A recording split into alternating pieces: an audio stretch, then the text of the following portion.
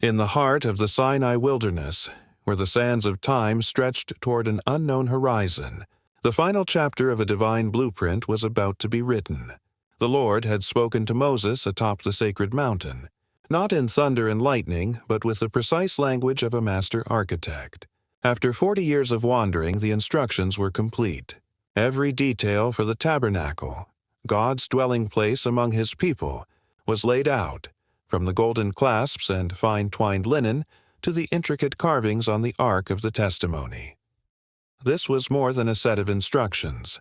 It was a sacred covenant given form, a tangible promise that God would journey with them. Moses, his face still radiant from his encounters with the divine, prepared to convey these final commands to the people who had waited so long for this moment. The desert landscape, once a symbol of their aimless wandering, was transformed into a site of holy construction. A spirit of unity and purpose swept through the camp as the Israelites brought forth their offerings. Under the guidance of the skilled artisans Bezaleel and Oholiab, a whirlwind of activity began. In a breathtaking sequence of communal effort, the holy tent was erected. The intricate frame of acacia wood, overlaid with pure gold, rose from the desert floor. Layers of fine linen, goat hair, and tanned skins were carefully draped, creating a sanctuary shielded from the harsh world outside. With reverent precision, Moses himself stepped into the newly formed holy place.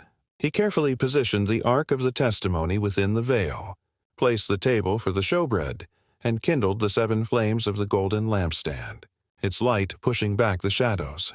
With the physical structure complete, the moment for its sanctification arrived.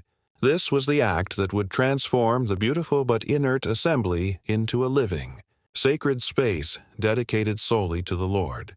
Moses took the anointing oil, a fragrant mixture prepared according to God's own formula, and began the solemn rite of consecration. He anointed the tabernacle itself, and then, one by one, every object within it. The altar, the lampstand, the table, and the ark, each was touched with the holy oil, setting them apart for divine service forever.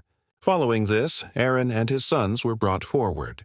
Moses clothed them in their new, sacred garments, the finely woven tunics, the sashes, and the elaborate high priestly vestments, preparing them for their sacred duties as mediators between God and His people. As the last act of consecration concluded, a profound silence fell over the entire camp of Israel. Every eye was fixed on the newly finished tabernacle. Then, descending from the heavens, a pillar of cloud moved and came to rest upon the tent, enveloping it completely. It was the sign they had been waiting for, the affirmation of all their work.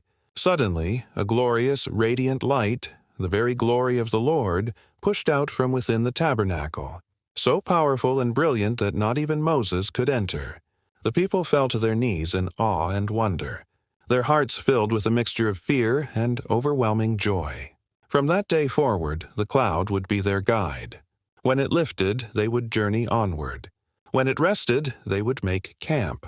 And so, with the visible presence of their God dwelling securely in their midst, the children of Israel continued their journey toward the promised land, no longer just a wandering tribe, but a holy nation with their king at their very center.